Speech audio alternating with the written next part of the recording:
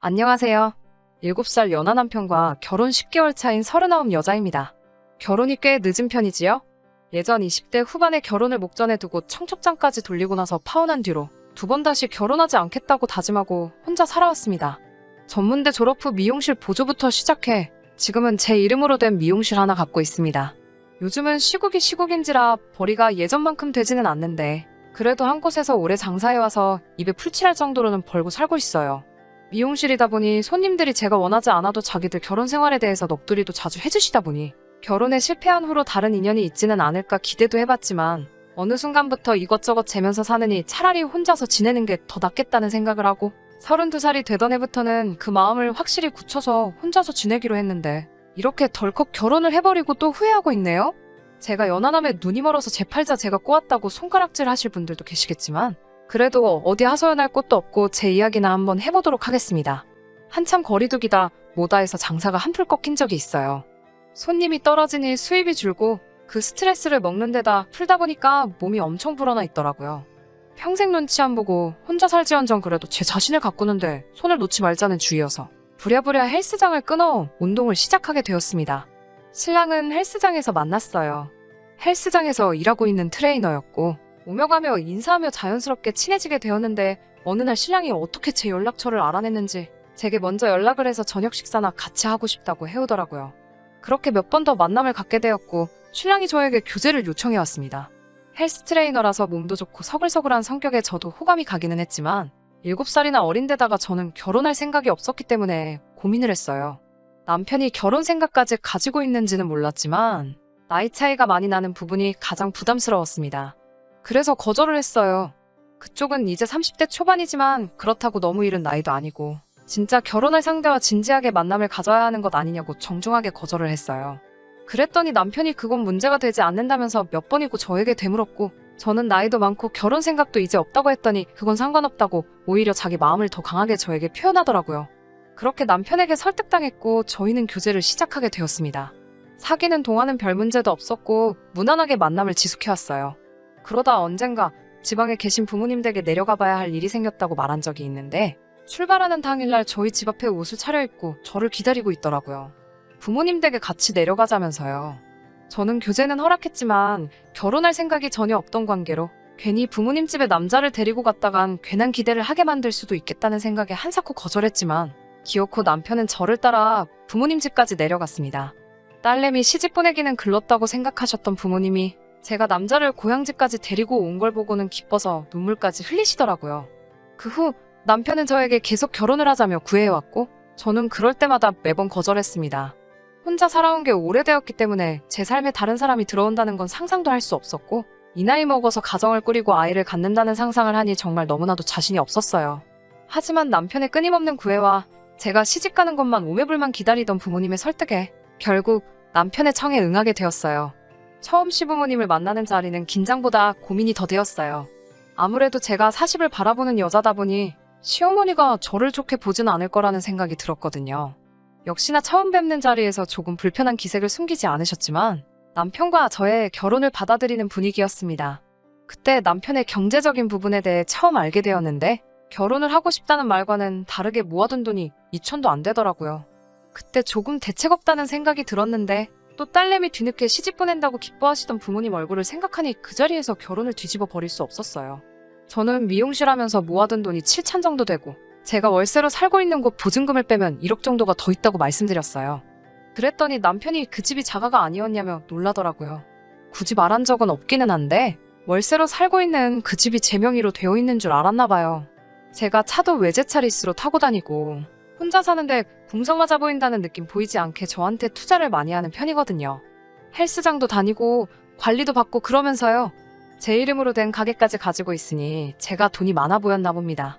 미용실 벌이가 나쁜 편은 아니긴 한데 요즘 시국에 사실 모아놓은 돈에 손을 대야 할 정도로 상황이 어렵긴 했지만 굳이 그 사실까지는 이야기하지 않았어요. 결국 제가 모아둔 돈에 보증금을 합해서 경기도권 신축 아파트에서 신혼집을 차리게 되었습니다. 남편이 모아둔 돈 2천에 시댁에서 얼마를 더 보태서 혼수 4천만 원치 해왔고요. 아무튼 그렇게 결혼은 별탈 없이 마쳤습니다. 그런데 결혼하고 문제가 생겼어요. 이 시국에 피해만 보는 게 미용실만은 아니었던 거죠. 헬스 트레이너였던 남편이 일하는 헬스장 사정이 안 좋아지게 돼서 남편이 결혼하고 3달도 안 돼서 직장을 잃어버리고 말았습니다. 다른 일자리 알아보라고 했는데 배운 게 그거밖에 없다 보니까 헬스장 상황이 다른 것도 별반 다를 게 없는지 일자리를 통과하지 못하더라고요.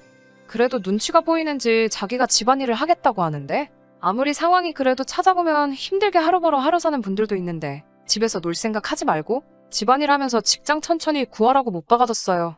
집안일을 한다고 했는데 간단한 청소해놓는 것 말고는 거의 손도 대지 않습니다.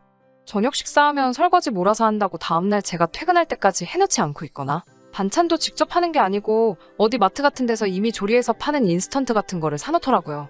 그걸로 제가 인스턴트 음식은 안 먹는다고 하니 시어머니한테 반찬을 싸달라고 했는가 봐요.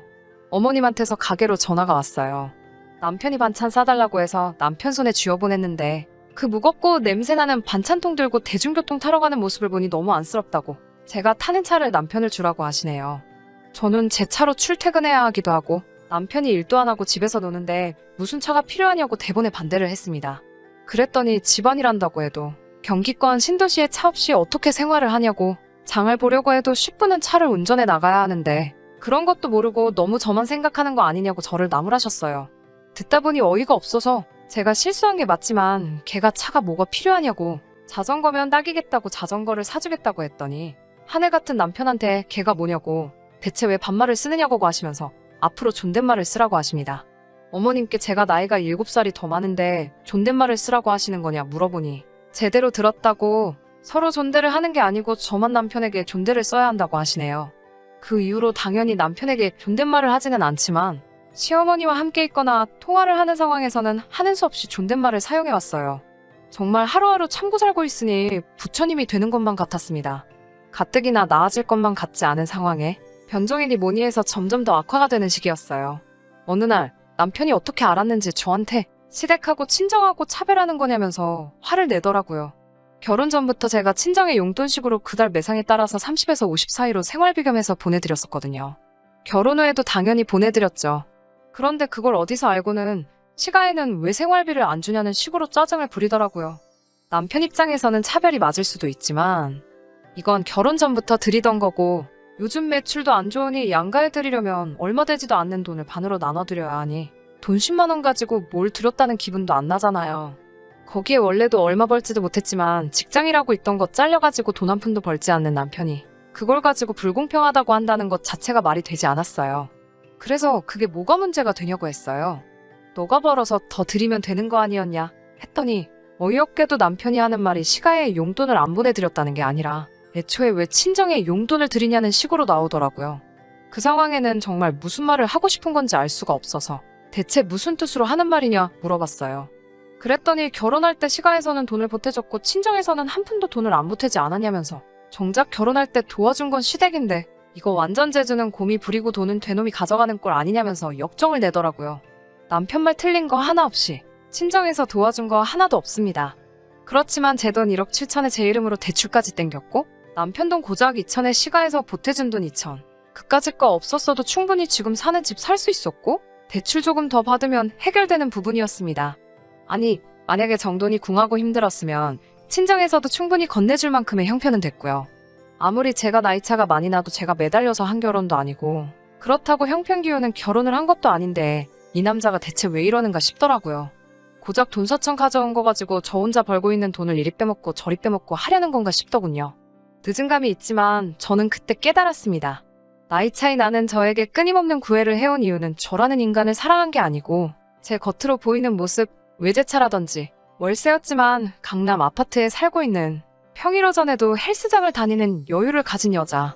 제 겉으로만 보이는 부유함을 눈치채고 제게 접근한 것이고 저와 결혼하게 되면서 이 남자가 2번 다시 일도 하려고 하지 않는다는 걸요. 시가 식구들과 친정 식구들에게 말씀드릴 게 있다고 해서 남편만 빼놓고 따로 불러 모아 말씀드렸습니다.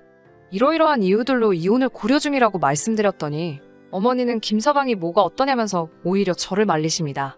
노처녀의 이혼료 꼬리표까지 달면 이제 시집은 어떻게 또 갈 거냐면서요. 낳을 계획도 없는 손주 이야기까지 꺼내시면서 제가 결정한 결혼이니 그런 사소한 이유로 이혼을 하면 되겠냐고 저를 나무라시고 그 말을 들은 시부모님도 기고만장해져서 남편이 직장을 잃고 스트레스를 받아 그러는 거고 본성은 착한 아이니 자기들이 잘 이야기하겠다고 하더군요. 친정엄마만큼은 저를 이해해 주실 줄 알았는데 제 마음 하나 아무도 몰라주는 이 상황이 정말 답답합니다. 후기입니다. 혼자서 끙끙 앓고 있던 와중에 사건이 하나 더 터져버렸네요. 그날로부터 얼마 되지 않아서 남편이 술값으로 100만 원을 카드로 긁고 왔어요. 술에 잔뜩 취해서 집에 들어왔길래 무슨 술을 먹어야 100만 원을 쓰냐고, 혹시 혼자서 술값까지 다 내고 온 거냐고 같이 마신 친구들은 뭐 했냐고 잔소리를 조금 했어요. 남편은 버럭 화를 내면서 지금 자기 친구들 중 결혼 안 한 애들은 20대 중반의 여자들을 만나고 있고 결혼한 친구들도 비슷한 또래의 여자들과 살림 차려 살고 있는데 내일 모레 40대는 와이프 데리고 살고 있지 않느냐고 하더라고요. 그게 무슨 말이냐 물었더니 그래야 마누라가 자기 떠받들고 사는 걸 알고 면이 서지 않겠냐는 말도 안 되는 소리를 하더라고요. 처음으로 집에서 방방 날뛰면서 고래고래 소리를 지르며 이제 더는 못 살겠다고 이혼을 하자고 소리를 질렀어요. 남편이 기다렸다는 듯이 오냐 알겠다면서 순순히 합의 이혼을 해주겠다고 하더라고요.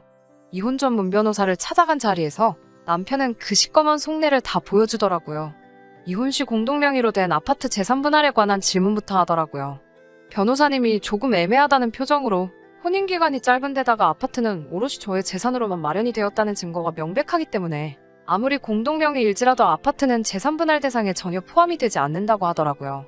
제 외제차도 리스로 타고 있는 거라 당연히 포함이 안 되고 남편이 가지고 갈 수 있는 건 신혼집에 사놓은 혼수들 뿐이라고 하더군요.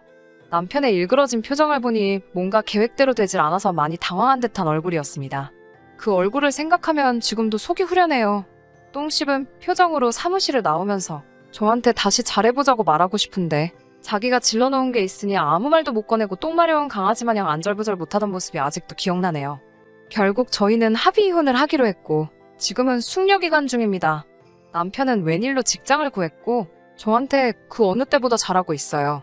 친정에도 용돈을 보냈다는 식으로 생색도 내고 있고요. 제 마음을 돌리려고 하는 뻔한 속셈이죠. 하지만 저는 이 결혼 끝낼 생각입니다.